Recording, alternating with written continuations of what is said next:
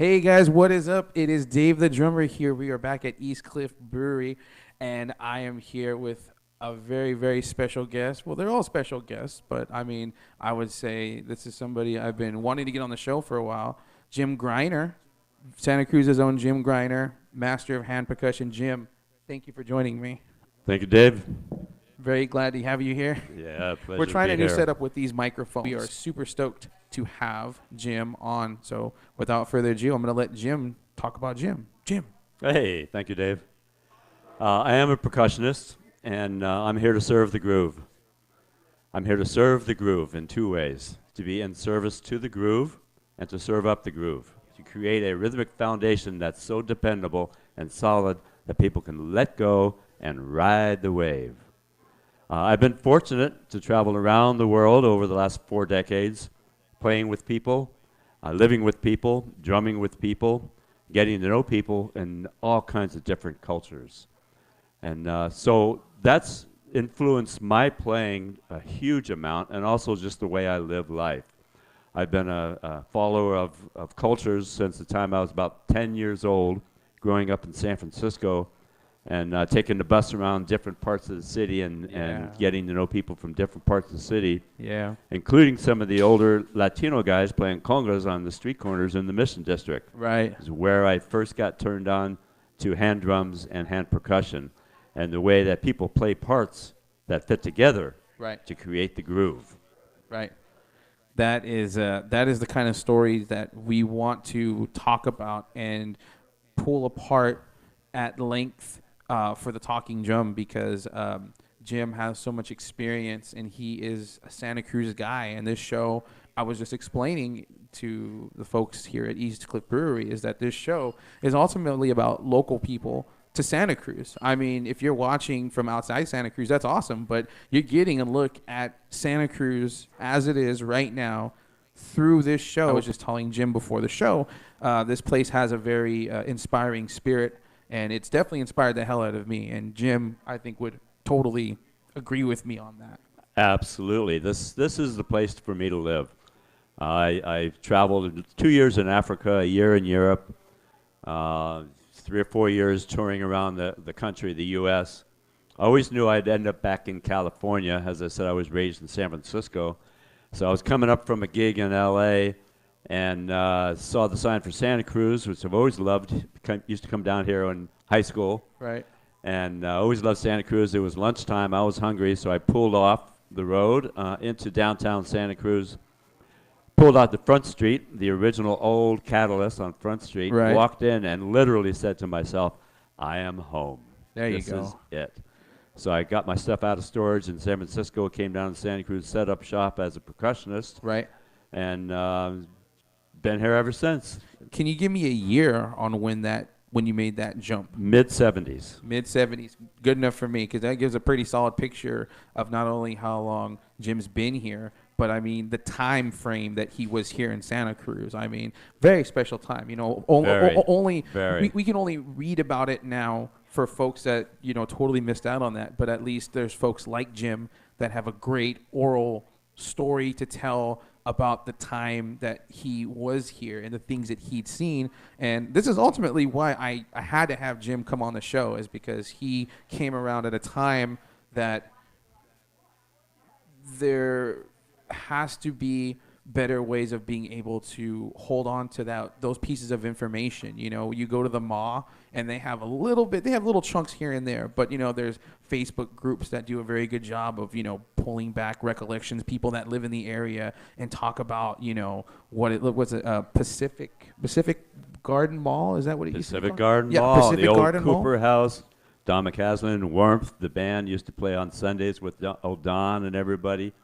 That was a ball. It was just a great time. And this is a great time right now. There's a lot of challenges. Yes. But I tell you, no matter where I am in the world, when I come back and I jump off an airplane and get my car, hit the summit, know I'm on my way to Santa Cruz, right, I'm feeling good. I'm feeling like this is the place I'm going to be. So Jim and I were talking a lot about the Silicon Valley and the time that he got in with starting to work with with a lot of very big companies and organizations that were basically, as Jim put it to me, they were not communicating, and so Right. people came to Jim and were like, "Hey, why don't we try to do this in an office setting?" And I mean, Exactly. Well, when I got back from Africa, I missed the community drumming feeling that we had there. Right. We'd play sometimes all night and into the next day. right, And that's a life-changing experience to play for about 15 hours solid. right, So that's getting into a groove, I tell you. right, So I was teaching workshops out in San Francisco just to create more drummers so I'd have more people to play with. right, One time after one of my sessions, this fellow came up to me and said, "I really like what you do, and you integrate communication skills and collaboration skills into your workshops. We should do this in our office. We're so stressed out, we don't work effectively together." right, So not stopping to second guess myself, I said, "Well, let's do it." right, Then I wondered what I got myself into, and this was in the very early 80s. But I did give myself 3 months to do research on the corporate culture the same way I researched African culture before Right. I went. And because I had, actively avoided the corporate world pretty much my whole life. right, So I created a program that I thought would serve them after all my research. right, Did it, brought a bunch of drums and percussion instruments, got them working together for communication and collaboration skills, and to instill a spirit of celebration in the Right. workplace. right, They loved it.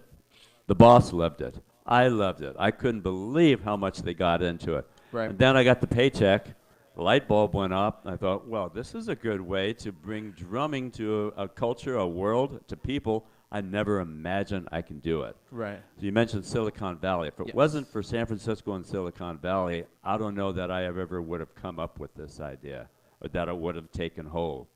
After a few years of doing that, then I started branching out, and so now I'm all over the world doing it. Right. And the corporate team building using drumming is a natural. Right. It's purely a natural. Right.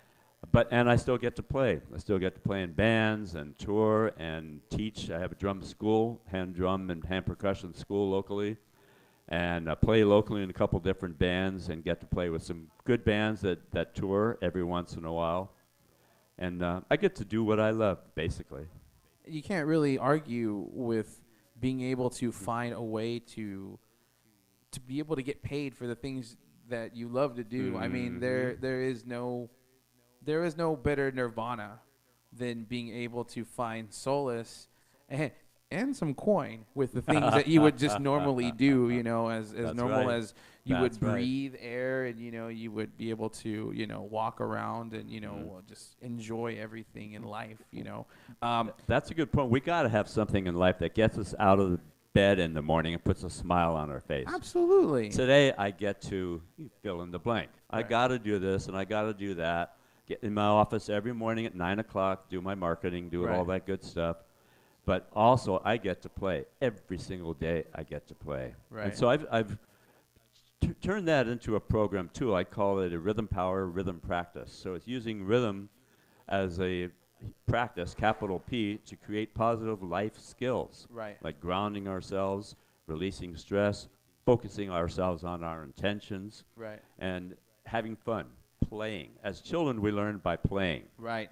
Then we grow old and older and get responsible and all that good stuff, and we forget how important playing is. Yes. We think, oh, well, I should go play today, but I don't have time. Right. It's more than I should. It's a must. A must. We humans are hardwired to have to play, to Right. get together and create this energy together, this synergy together.